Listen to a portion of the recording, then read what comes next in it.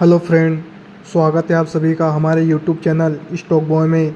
और दोस्तों, हम आज बात करेंगे कैंडल की साइकोलॉजी के बारे में कि अगर कोई कैंडल कैसे फॉर्म होती है और कोई कैंडल ऊपर जाती है तो उसके पीछे क्या साइकोलॉजी होती है, और अगर कोई कैंडल नीचे जाती है तो उसके पीछे क्या साइकोलॉजी होती है।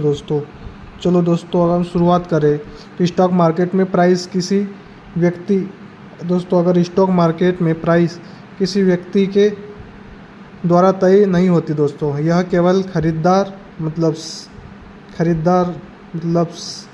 बायर और सेलर और के बीच होने वाले सौदों से बनती है। हर कैंडल के पीछे एक ह्यूमन साइकोलॉजी होती है। आज हम इस वीडियो में इसी को जानने की कोशिश करेंगे दोस्तों कि अगर कोई कैंडल बनती है तो उसके पीछे क्या ह्यूमन साइकोलॉजी हो सकती है। दोस्तों, आपने कभी सोचा है कि प्राइस काम कैसे करती है? मान लीजिए दोस्तों, किसी कंपनी का शेयर 100 रुपये पर अभी फ़िलहाल ट्रेड कर रहा है दोस्तों। अगर 100 लोग खरीदने पर चाहते हैं तो लेकिन बेचने वाले कम है। अगर 100 लोग खरीदना चाहते हो, अगर बेचने वाले कम है तो जेन्युइन सी बात है दोस्तों, इसमें प्राइस ऊपर जाएगी। वही अगर मान लो इसमें सेलर्स 200 है और बायर अगर 100 है तो प्राइस में पॉसिबिलिटी है कि प्राइस यहाँ से नीचे जाएगी दोस्तों। ये इसके पीछे ह्यूमन साइकोलॉजी काम करती है दोस्तों। इसके पीछे इस तरह से दोस्तों बायर्स और सेलर्स के बीच मार्केट में एक होड़ बनती है, जिससे कि प्राइस ऊपर और नीचे बन जाती है दोस्तों। इसके पीछे साइकोलॉजी अगर देखें दोस्तों तो ये साइकोलॉजी होती है।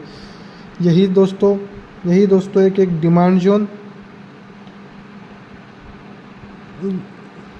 जोन और एक सप्लाई जोन का काम करती है दोस्तों। चलो दोस्तों, आज वीडियो में पूरी डिटेल में हम जानते हैं कि प्राइस कैसे काम करती है। दोस्तों, आपने सोचा है कि कभी हर कैंडल के पीछे क्या साइकोलॉजी होती है? मान लो अगर दोस्तों कोई ग्रीन कैंडल मार्केट में बनती है, मान लो ग्रीन कैंडल बनी तो उसके पीछे क्या साइकोलॉजी होती है दोस्तों? मान लो यहाँ पर ओपन हुआ 100 पर और मार्केट में क्लोज दिया 100 का। सॉरी दोस्तों, अगर मार्केट यहाँ पर ओपन हुआ 100 से और अगर क्लोज दिया 110 का, तो ये बताते ही है, इसका मतलब है कि ख़रीदार पूरे दिन मजबूत रहे दोस्तों। यहाँ पर उन्होंने भरोसा किया कि शेयर अब ऊपर जाएगा, बेचने वालों की ताकत कमज़ोर पड़ गई दोस्तों।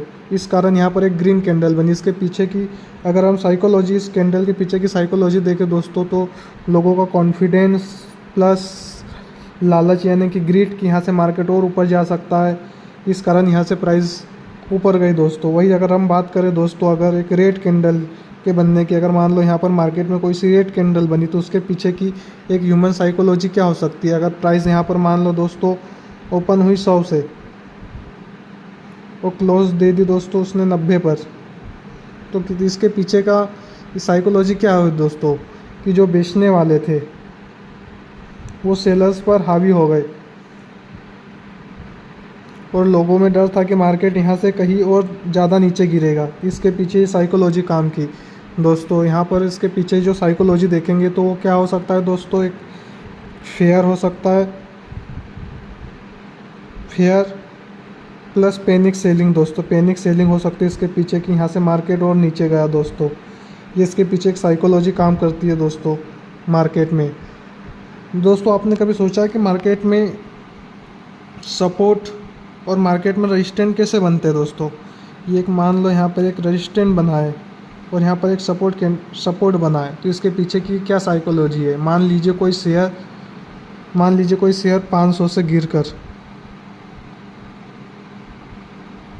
400 पर आता है दोस्तों।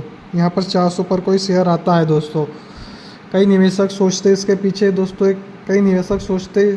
इसके पीछे की साइकोलॉजी उनकी ये होती है कि पिछली बार यहाँ पर 400 पर अगर स्टॉक आया था तो इस बार भी यहाँ पर फिर से यहाँ पर एक बाइंग हैपनिंग होगी, तो वो एक इसी को ध्यान में रखते हुए दोस्तों फिर से यहाँ पर एक बाइंग करते हैं, तो यहाँ पर बन जाता है एक सपोर्ट दोस्तों। अब बड़ी संख्या में यहाँ पर आएंगे दोस्तों बायर इस सपोर्ट के पास, फिर प्राइस को ऊपर ले जाएंगे। यहाँ से स्लो स्टडी मार्केट को फिर से अपने रेजिस्टेंस जोन के पास यानी कि यहाँ पर ले जाएंगे जो 500 का है, 500 के पास। इसके पीछे की ये साइकोलॉजी की यह होती है दोस्तों कि एक सपोर्ट डिमांड जहाँ पर अधिकतर बायर्स आएंगे वहाँ पर एक सपोर्ट ड्रॉ होगा, यहाँ पर एक सपोर्ट बनेगा दोस्तों। वही अगर जहाँ पर अधिकतर सेलर्स होंगे वहाँ पर एक रेजिस्टेंट बनेगा दोस्तों। इसके पीछे की साइकोलॉजी होती है दोस्तों। तो दोस्तों आपने सोचा कि रेजिस्टेंट फिर कैसे बनता है। मान लो यहाँ पर एक प्राइस है 500, वहीं पे सपोर्ट के अकॉर्डिंग दोस्तों एक रेजिस्टेंट भी बनता है। और यहाँ पर एक सपोर्ट है दोस्तों, यहाँ पर एक सपोर्ट है 400 का। अब लोगों को लगता है कि यहाँ पर market price sellers low and study price को ऊपर ले गए दोस्तों, और जिन्होंने पहले 500 पे बाय किया था दोस्तों, अब उन्हें लग रहा है कि अब प्राइस हमारी बाइंग जोन पर आ गया। अब यहाँ पर वो क्या करेंगे दोस्तों, सेल करेंगे। उन्हें जो लॉस हो रहा था वो अब ब्रेक इवन पे उनको दिखेगा, वो अब ब्रेक इवन पे होंगे दोस्तों। तो क्या करेंगे, वो यहाँ से अब एक सेलिंग करेंगे। तो इससे होता है कि यहाँ पर एक रेजिस्टेंस जोन और यहाँ पर फ्रेश सेलर्स भी आते हैं दोस्तों। फ्रेश सेलर आते हैं तो प्राइस में और तेज़ी से गिरावट होती है। तो इस प्रकार दोस्तों मार्केट में एक रेजिस्टेंस और सपोर्ट ड्रॉ होता है दोस्तों। आप फिर इसमें बात करें अगर ट्रेंड की, आपने सोचा है कि एक ट्रेंड कैसे बनता है एक मार्केट में। अगर मार्केट कभी ऊपर जा रहा है तो ये क्या हो रहा है दोस्तों, एक मार्केट को देखेंगे कि एक lower high plus higher high, higher low, higher high के फॉर्म में एक ट्रेंड बनता है दोस्तों। इस तरीके से मार्केट में एक ट्रेंड बनता है दोस्तों। अगर प्राइस को ऊपर जाना है तो इस स्ट्रक्चर को हमेशा फॉलो करता है दोस्तों। वही अगर मार्केट को नीचे जाना है दोस्तों तो इसके देखेंगे विपरीत जाता है दोस्तों। प्राइस इस ट्रेंड को फॉलो करता है, लोअर हाई लोअर लो के फॉर्म में चलता है दोस्तों। यहाँ पर बना है लोअर हाई लोअर लो, लोअर हाई लोअर लो, लोअर हाई लोअर लो दोस्तों। इस फॉर्म में मार्केट हमेशा चलता है दोस्तों, अगर डाउन ट्रेंड मार्केट में फॉर्म होता है तो।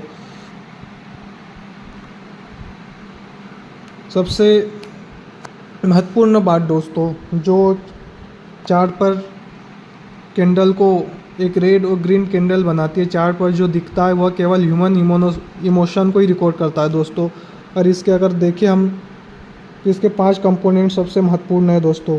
अगर 5 कंपोनेंट इसके पीछे जो कैंडल जो बनती है उसका सबसे पहला कंपोनेंट है दोस्तों फेयर।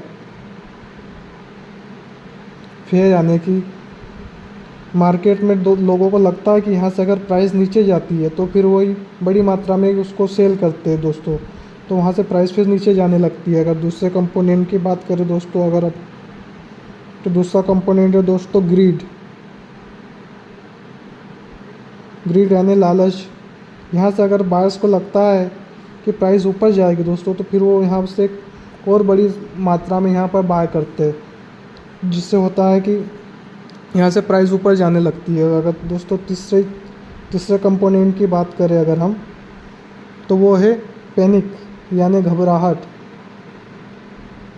पैनिक दोस्तों, अगर मार्केट में लग रहा है कि कोई बैड न्यूज़ आती है या कोई पॉलिसी आती है जो कि मार्केट को अच्छी नहीं लगती है, तो दोस्तों वहाँ से फिर मार्केट में एक पैनिक सेलिंग देखने को हमें मिलती है, जहाँ से कि मार्केट बहुत ज़्यादा नीचे जाता है दोस्तों। और अगर चौथे कंपोनेंट की बात करें दोस्तों हम, तो होता है होप यानी उम्मीद दोस्तों। अगर कोई न्यूज़ आती है जो मार्केट को पसंद आती है, कोई गवर्नमेंट पॉलिसी होती है जो मार्केट को यहाँ से बूस्टअप देती है, या कोई इंटरनेशनल कोई न्यूज़ आती है जो डॉलर में या रुपए में कोई हो, गोल्ड में कोई हो, या कोई पॉलिसी आती है जो मार्केट को दोस्तों ऊपर ले जाने में हमेशा सहायता करती है दोस्तों। और अगर सबसे लास्ट कंपोनेंट की बात करें अगर हम दोस्तों, तो सबसे लास्ट कंपोनेंट होता है दोस्तों कॉन्फिडेंस। कॉन्फिडेंट दोस्तों, अगर यानी कि आत्मविश्वास। अगर लोगों को लग रहा है कि ये आने वाले समय में कंपनी एक अच्छे रिजल्ट देगी, कंपनी में जो प्रोडक्शन हुआ है वो बढ़ा है, कंपनी ने अपने जो कैपेक्स है उसको बढ़ाया है, तो दोस्तों इसमें फिर कॉन्फिडेंस से मार्केट हमेशा ऊपर जाता है दोस्तों यहाँ से। तो ये जो 5 कंपोनेंट है दोस्तों, ये हमेशा ह्यूमन साइकोलॉजी के पे काम करते हैं दोस्तों। एक और अगर निष्कर्ष देखें अगर हम दोस्तों इसका निष्कर्ष देखें अगर हम दोस्तों पूरे वीडियो का, तो आपने देखा कि ह्यूमन साइकोलॉजी कैसे इम्पेक्ट करती है किसी भी स्टॉक की प्राइस को। चार्ट सिर्फ लाइनें नहीं है दोस्तों, कोई भी चार्ट सिर्फ ऐसे लाइनें नहीं है जो जहाँ के ऊपर और नीचे, इसके पीछे एक ह्यूमन साइकोलॉजी होती है जो बायर और सेलर्स के पावर को दिखाती है दोस्तों। अगर मार्केट में कोई न्यूज़ आती है जो मार्केट्स के अगेन हो, गवर्नमेंट पॉलिसी हो या कोई बड़ी ट्रेजेडी होती है, तो वहाँ पर दोस्तों पैनिक होती है, वहाँ पर सेलर फिर हैवी होते हैं, वहाँ पर बड़ी मात्रा में सेल होता है दोस्तों। वही अगर मार्केट में अगर कोई गुड न्यूज़ आती है दोस्तों, गवर्नमेंट कोई नई प्रोडक्शन पॉलिसी बनाती है, तो उसमें फिर मार्केट में कॉन्फिडेंस आता है दोस्तों और उसमें फिर बाइंग हैपनिंग बिल्डअप होती है। ये दोस्तों एक ह्यूमन साइकोलॉजी होती है दोस्तों ये सब पीछे बनने की। अगर दोस्तों आपको यह वीडियो पसंद आया हो तो हमारे यूट्यूब चैनल स्टॉक बॉय को लाइक करें, सब्सक्राइब करें और इससे हमें और बेहतर तरीके से आपको समझाने में दोस्तों और मज़ा आता है दोस्तों। अगर ये तो इसी का, चलो दोस्तों मिलते हैं अगले वीडियो में।